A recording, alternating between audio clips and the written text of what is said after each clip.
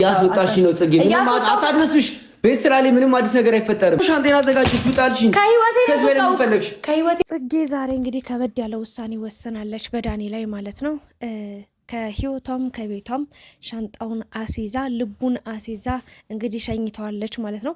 በዚህም የተነሳ እንግዲህ ያው ስቃ አይደለም የሸኘች፣ እውነት ለመናገር ብዙ ነገሮች አሉ። እንደዚህ አይነት ውሳኔዎችን እስከ መወሰን ያደረሳት ነገር የሱ እልህ፣ የሱ በቃ ደስ የማይሉ ቃላቶች፣ የሱ በቃ ስርዓት ማጣት ነው ብዬ ነው የማስበውና አዲሱ ልጅ ደግሞ እንግዲህ ዳኒ ላይ እንደፈለገ እየተረማመደበት ይገኛል። ያው ያ የሆነበት ምክንያት ጽጌ ፈቅዳለታለች። ግን እስኪ አጠቃላይ ስለ ዳኒና ስለ ጽጌ እንዲሁም ደግሞ ዛሬ ፍቅረኛ ነው ብላ ይዛ ስለመጣችሁ ልጅ እናወራበታለን። ያው አንዳንዴ ቀልድም ሲኖር ቀልድ ይወራል፣ አንዳንድ ሀሳቦች ሲመጡ ሀሳብ ይነሳል እና ሚዲያ ላይ ያለውን ወደ ሚዲያ ነው እንግዲህ እኛ እያቀረብን የምንገኘው። በመጀመሪያ ግን እንዴት ናችሁልኝ ውዴ ቻናሌ ቤተሰቦች፣ ያላችሁበት ሰላማችሁ ይብዛ። እንግዲህ ቶሎ ሳላፈጠን ወይም ሀሳቤን ሳላረዝም ቶሎ ፈጠን ብዬ ሀሳቤን ገልጬ ወይም ደግሞ አስተያየቴን ሰጥቼ እወጣለሁ ማለት ነው። በዳኒና በጽጌ መሀል ስለተፈጠረው ነገር እንግዲህ ዳኒና ጽጌ ዛሬ አይደለም የተገናኙት፣ ዛሬ አይደለም የተዋወቁት። በጣም ረዥም ዓመት የሚተዋወቁ፣ ረዥም ዓመት አብረው የኖሩ፣ ረዥም ዓመት ብዙ ነገሮችን ያሳለፉ፣ ደስታም፣ ሳቅም፣ ማዘንም፣ መከፋትም፣ ማጣትም፣ ማግኘትም በጣም ብዙ ነገሮችን አሳልፈዋልና እያደጉ በሄዱ ቁጥር እንግዲህ ያው የሆነ መፈላለግ ስሜቶች ይኖራሉ። ወጣቶች ናቸው። ወጣትነት ያው እንግዲህ እንደምታውቁት ነው። ይዋደዳሉ፣ ይፈላለጋሉ። ግን አንድ ቀን እውነት ለመናገር ማለት በእነሱ ልክ አንድ አይነት የሚለብስ በእነሱ ልክ በዓል ሲመጣ በጣም በቃ ፏ ያለ በዓል ነው የሚያከብሩት። በጣም ምሳሌዎች በቃ ሚዲያ ላይ ለሰው ሁሉ ምሳሌ የሆኑ በጣም አስተዋይ የሆኑ ልጆች ነበሩና ከዛ በኋላ ግን ዳኒ በጣም የወረደ ነገር ነው የሚያደርገው። ክብር ዳኒን አታውቂውም ማለት ነው። ዳኒ ደግሞ ለሴት ልጅ ያለው ክብር እኮ ምናምን ብላችሁ ኮሜንት ስጽፎ ትናንትና በሳቅ ነው የገደላችሁኝ። ምክንያቱም ዳኒን ከኔ በላይ እንደምታውቁት አድርጋችሁ ስትጽፉ ማለት ዳኒን እኔ እስከ ጥግ ድረስ አውቀዋለሁ። የእውነቴ ነው። ድሮ ገና ከጽጌ ጋር ሀ ብለው ቪዲዮ ሲጀምሩ ያኔ ብዙ ተመልካች ባልነበራቸው ታይም ላይ ነው እኔ የምከታተላቸው። በነገራችን ላይ እኔ አንዳንድ ሰዎችን አሁን ዩቲዩብ ላይ የምከታተላቸው ሰዎች አሉ። ዋና እነ አብርሽ፣ እነ ሩታ፣ እነ ጽጌ፣ ዳኒ፣ እነ ሀይሚ፣ ቦራ ማለት መጀመሪያ ጅማሯቸውን አውቃለሁ፣ በቃ መነሻቸውን እና አንዴ ደግሞ እኔ መደገፍ ከጀመርኩኝ እደግፋለሁ እስከ መጨረሻው። እነሱ ማየት ከጀመርኩኝ እስከ መጨረሻው ያለው መጥፎ ነገር ቢኖራቸውም ጥሩ ነገር ቢያደርጉም ቢሳሳቱም ቢያጠፉም ጥሩ ነገር ቢሆን ብቻ ሀሳብ አስተያየት በሰዓቱ በተሰራው ቪዲዮ ሀሳብ አስተያየት እየሰጠው እስከ መጨረሻው ጸንቼ ነው የምቆየው እና ስለና ዳኒና ጽጌ ብዙ ነገር አውቃለሁ ለማለት ነው። እና እነዚህ ልጆች እንግዲህ ብዙ መንገድ መጥተዋል እና ዳኒ አሁን ላይ ስርዓት እያጣ መጣ። የሚያደርጉት ነገር የእውነትም ማለት ነው የምር ተጣልተው የእውነት ትክክለኛ ጸብ ተጣልተው ለብዙ ወራት ተራርቀው ነበር። እሱ ሌላ አብረው ነበር። በነገራችን ላይ አብረው በጣም ብዙ ጓደኛ ማቾች ነበሩ። ቤት ተከራይቶ አንድ ቤት ነበር የሚኖሩት። አንድ በቃ የሚያምር በቃ ቤቱ ቀውጢው ነው። በቃ በሌሊት ተነስተው ፕራንክ ይሰራራሉ። ቀን ላይ ፕራንክ ነው። ህይወታቸው ሁሉ ፕራንክ ነበር እና የሆነ ሰዓት ላይ ግን ከባድ ነገር ተፈጠረና እሱም ቤት ጥሎ ወጦ ሄደ። ጽጌም እዛ ቤት ተቀመጠች። ጓደኞቿን እንዲሁም ደግሞ ወንድሟንም ይዛ ማለት አንድ ቤት ውስጥ ተቀመጠች።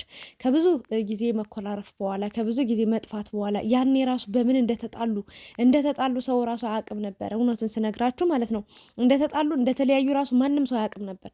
የሆነ ሰዓት ላይ ነው መጣላታቸውን እና ቬሮኒካ አዳነ መጣ እንዳስታረቀቻቸው የሰማችሁት። አብዛኛውን ሰው የሰማው ያንን እና ተጣልተው ግን ለብዙ ወራቶች ነበሩ እና ድጋሚ ተገናኝተው ደግሞ ጥሩ ጊዜ እያሳለፉ እያለ ዳኒ በፕራንክ የሚሆን ኖርማል ቀን ላይ የሚሆን ዝም ብሎ የሚሆን በቃ ክብር የለውም፣ ለሴት ልጅ ክብር የለውም እና ይቀልዳል፣ በጣም ያሾፋል፣ በጣም ሙድ ይይዛል፣ በጣም ከልክ በላይ ደግሞ እልህ አለበት እና ያ ነገሩ በጣም አስጠሊታ ነገር ነው እና ለጽጌ መመክራት ነገር ብዙ ነገሮች አሉ እና ጽጌ ያንን ነገር አየችው አልሆን አላት በቃ እና ሌላ ሰው ይዛ መጣች። ፍቅረኛዬ ነው፣ ስለዚህ ራሴን ህይወት እጀምራለሁ፣ ከህይወት ያስወጥቻለሁ፣ ውጣልኝ ብላ እንግዲህ ያስወጥተዋለች።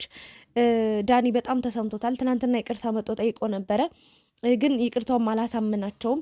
ይቅርታ ቢጠይቅም በቃ በሰላም እንለያይ ብላ ጽጌ እንግዲህ አባረዋለች። በጣም እያዘነ እየከፋው ነው ወጦ የሄደውና አንዳንዴ እንደነገርኳችሁ ቀልድ ብለን የጀመርናቸው ነገሮች ደግሞ እውነት የሆኑና ወዳልተፈለገ ነገር ይሄዳልና አሁን ዳኒ የከባድ እልህ ውስጥ ነው የሚገባው።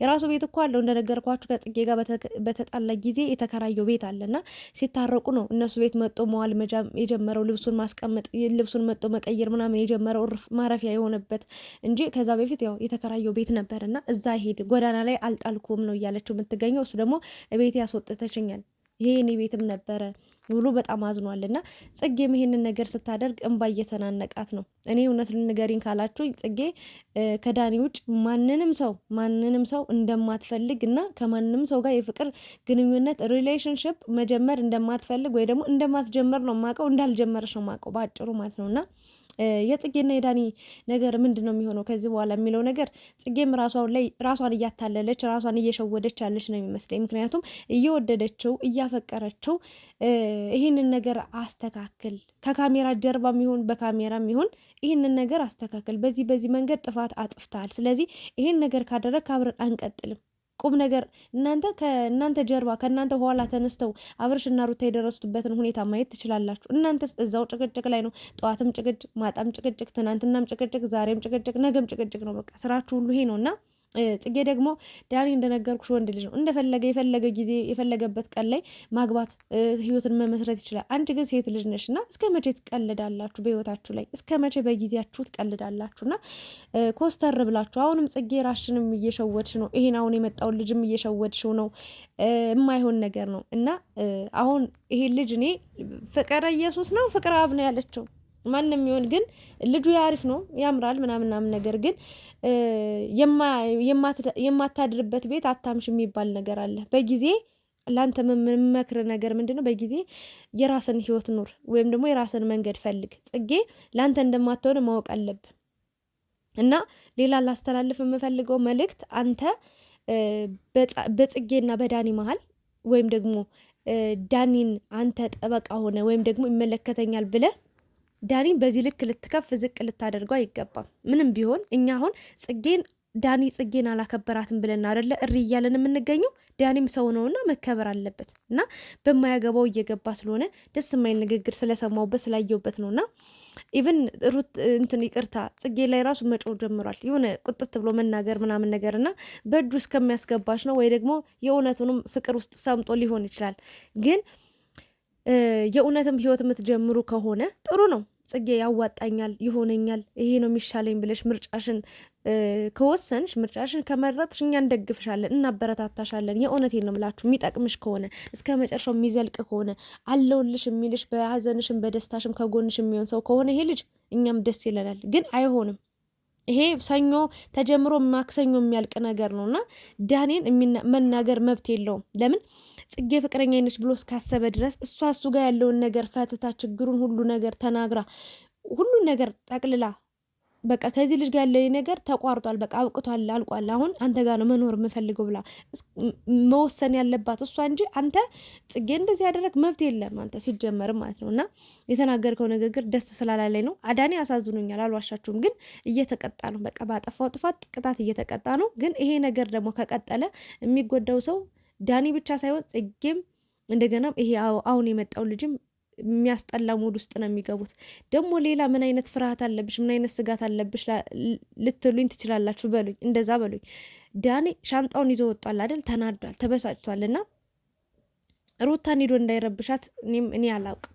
ይሄ የራሴ ስሜት ነው፣ የራሴ የተሰማኝ ነገር ነው። እና ሩታን ሂዶ እንዳይረብሻት፣ ምክንያቱም አብርሽ እጃለሁ ብሎ ተናግሯል። እና ባይናገር ይሻል ነበረ ማለት በእርግጥ ለተመልካች ማሳወቁ ጥሩ ነው። አብርሽ ምናምን ግን እሷ ለመኖሩ ታውቆ እንግዲህ አብርሽ ዳኒ ምን ሊያደርግ እንደሚችል አላቅም። ብቻ እየገመትኩ ነው፣ አላቅም። የግምቴን እንዳያደርገው ትልቁ ምኞቴ ነው። ሩታ ሰላም መሆን ያለባትና እዚህ ያለ ምክንያት አይደለም ይሄ እሷን ስም የጠራሁት፣ ይቅርታ አድርጉልኝ። ግን ያው ምክንያት ምሳሌ ማድረግ ስላለብኝ ነውና እያስወጣቸው ራሱ እንባዋ መጥቶ ነበረ። ጽጌ በጣም በቃ የሆነ አንዳንዴ በእርግጥ እያፈቀራችሁትም እየወደዳችሁትም ልትለዩት ትችላላችሁ። ካፈቀራችሁ ሰው ጋር ልትሞሸሩ ላትችሉ ትችላላችሁ። ግን ይሄ ነገር ጽጌ ህይወትሽን በቀጥታ ነው መምራት ያለብሽ። እንደዚህ ቆፍጣና መሆን አለብሽ።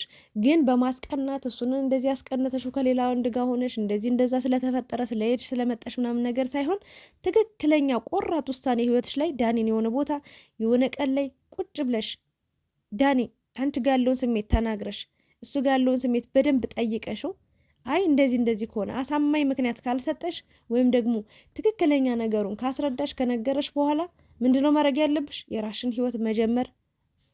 በጣም ቆንጆ ነሽ፣ በጣም ብዙ ሰው የሚፈልግሽ ሰው በቃ ሴት ነሽ እና ይህንን አድርጊ። አሁን መቀናናቱ በዚህ ወጥቶ በዚህ ወርዶ እንደዚህ ያደረገኝ እንደዚህ ወንኩ እንደዚህ ያደረግኩ አይባልም። ተይ። ይሄ እልህ ይሄ ማስቀናት የሚባለው ነገር ህይወትሽን ያበላሸዋል፣ ምስቅልቅልሽን ነው የሚያወጣው እና እንደዛ አታድርጊ ነው የምችለው። ለዳኒ ለማስቀናት ነው ያመጣሽው ልጁን በእርግጠኝነት ማለት ነው።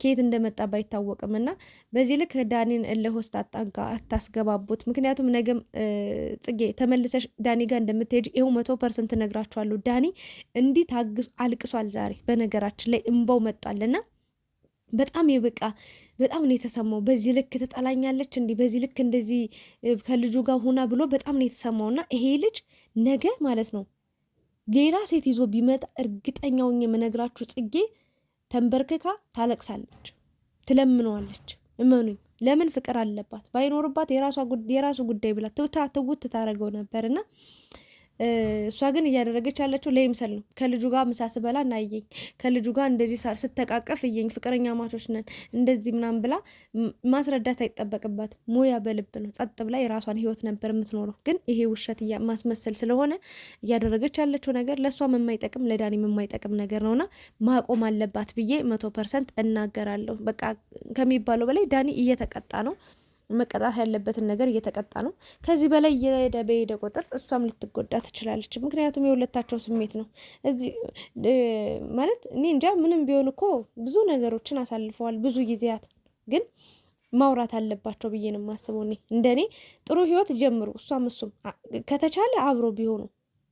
ምክንያቱም ይሄ ልጅ ምን አይነት ባህሪ ይኑረው ምን ይኑረው እኔ ውስጡን አላመንኩትም። ይቅርታ አድርጉልኝና ማለት ነው ነገ ከነገ ወዲያ ከባድ ችግር ይዞባት እንደሚመጣ ነው የማምነው እኔ። ይቅርታ አድርጉልኝ። ይሄ አሁን አዲስ የመጣው ልጅ ነገ ከነገ ወዲያ ጽጌን እንደሚያስለቅሳት ወይ የሆነ ችግር ይዞባት የሆነ ኮተት የሆነ ነገር ይዞ እንደሚመጣ ነው የማውቀው እና ማለት የምገምተው። ይሄ ነገር ደግሞ መቆም አለበት ብዬ ነው የማስበው። ጽጌ